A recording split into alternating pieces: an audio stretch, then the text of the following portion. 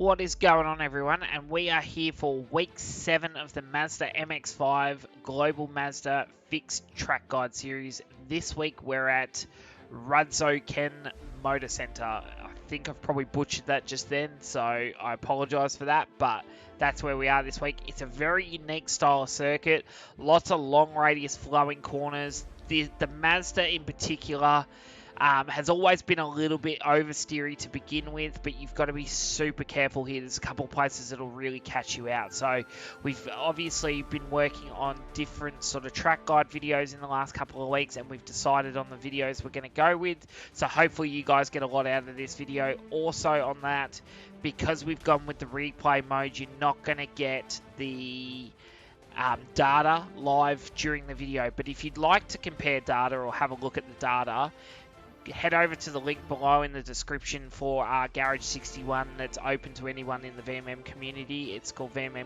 Virtual Motorsport Mentor Coaching. You guys can join that little team. Obviously lock down your setups because I don't want anybody sharing setups, but it's more for guys just to compare their driving styles and actually work with each other in the community, or compare to my lap times and just actually understand where you're actually gaining and losing the time. If you guys are interested in that sort of stuff and want to learn about it a bit more, make sure you send us a message and we'll definitely put a video together on how we actually use it to simulate what we're doing. So without further ado, let's kick into week 7 at Motorsenter in the MX-5.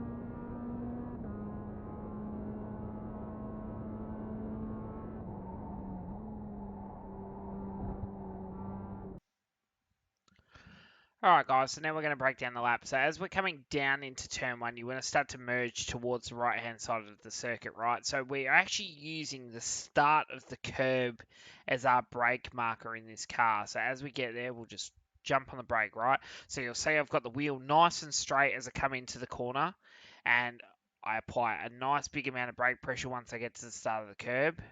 Down 2 gears, right? I turn in just before the end of the curb, so you can see I've already got the wheel starting to rotate just before we get to the end of the red block here. So as we start to rotate the car in, you'll see I'm actually trying to catch the car. The rear of the car around this circuit is quite loose, right? As you can see, I use quite a lot of curb on the inside and then slide the car diagonally across to the inside of the next corner.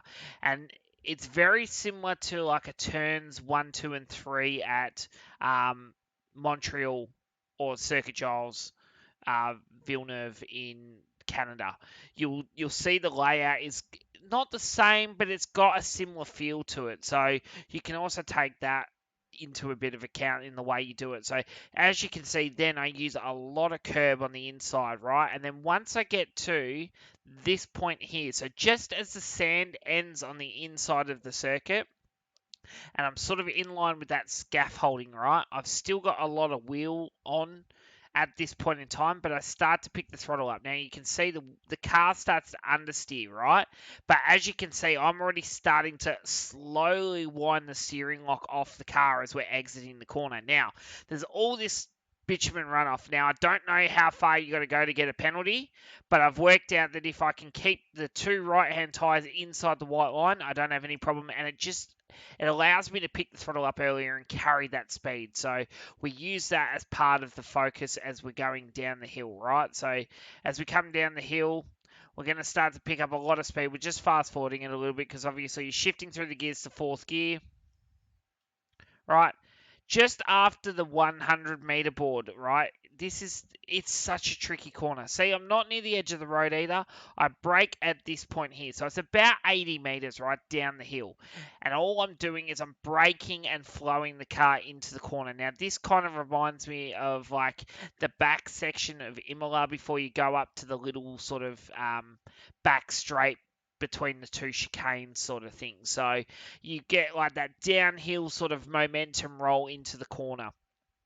Right, so 80 meters roughly brake and down one gear. Now you got to be careful as you come in because you can see I'm already feeding the car steering because the car wants to slide and overcorrect. So as you see, I turn the steering wheel in, the car slides, right? Then I start to open the steering up straight away and then I'm trying to catch the slide. From this point here, I downshift back to second gear. I don't get to the edge of the road, but I get pretty close. I know there is an off-track system there if you pass that white line as the whole car. So I'm giving myself a little bit of extra room just because it is such a high-speed flow in and it is quite easy to overstep the mark and slide past. So then we come in. As we rotate the car around, same again here, lift off the throttle slightly just to get the nose to bite in on the curb and then pick the throttle up in second gear. As you can see, I cut a little bit of the curb and grass as we exit. The car's still sliding around in the rear. I'm still overcorrecting it. But then we're going to head back towards the right-hand side of the circuit, right? So then as we get to this point here, you'll see I've straightened the car up. And I'm sort of in the middle of the road, right? I'm more committed to the right than the left, but I'm not fully committed to the right as well, as if that makes sense, because of the speed I'm carrying out of the corner before. I'm finding it hard to get right to the right, and it doesn't really benefit me to go right to the right, because as you'll see, I turn the car in, I put the left two tyres over the curb, and the right tyres are just nicking the inside of the curb. So then as I go through, I'm able to carry a lot of speed. Same again here.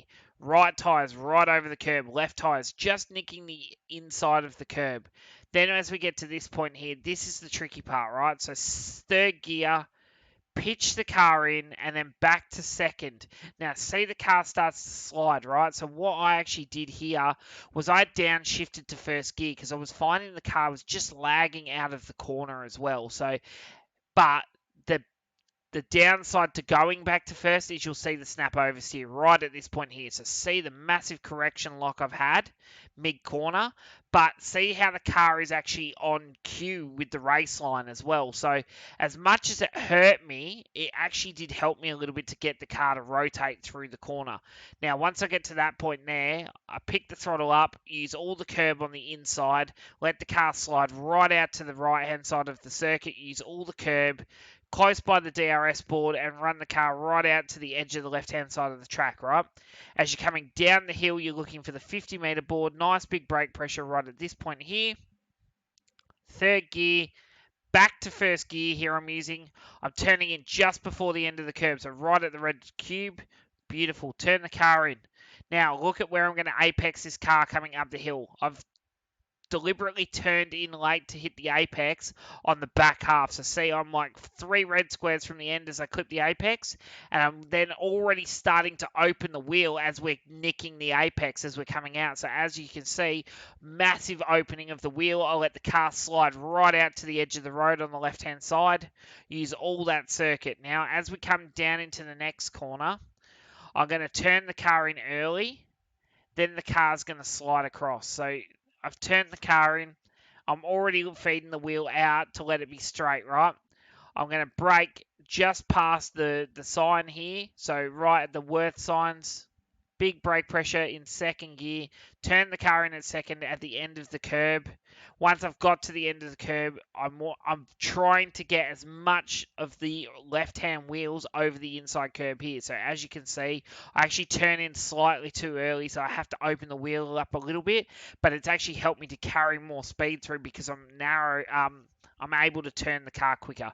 Use all the curb on the outside here as you run it out. Coming through the next one, you want to turn in just before the end of the curb again. Use all the curb on the inside here. Get the car right up over it. You'll see I use a lot of curb here. Aim for the continental sign. Keep the car narrow. Now, this last corner is quite tricky. So you want to hold the inside line. You'll see I've got the right-hand tyres right up on the curb, right? And I'm rotating the car around. I'm being very patient. I'm off the throttle, on the throttle, off the throttle, on the throttle. Just waiting for the car to bite. Once I get to this point right here, right? So just before this tyre wall on the inside, well, it's the inside of pit lane, but the outside of us on the circuit. That's when I start to apply throttle. So you'll see as I've got to that point there, I'm applying throttle. I've got the car very tight on the inside to then open the steering wheel quicker. So see, I don't have that much steering lock on the car. I'm letting the car slide right out to the DRS board. I'm not going to hit the DRS board. I'm going to use all the concrete available. But once I get to that point, I get the wheels back on the track and I fire it up to the start-finish line. There you go, guys. That is your track guide for the MX-5 for week 7 of the fixed MX-5 Global Mazda Series. I hope this helps you. Good luck for this week's racing. Hopefully see you guys on track, and if not, we will see you next week for week 8. Thanks, guys.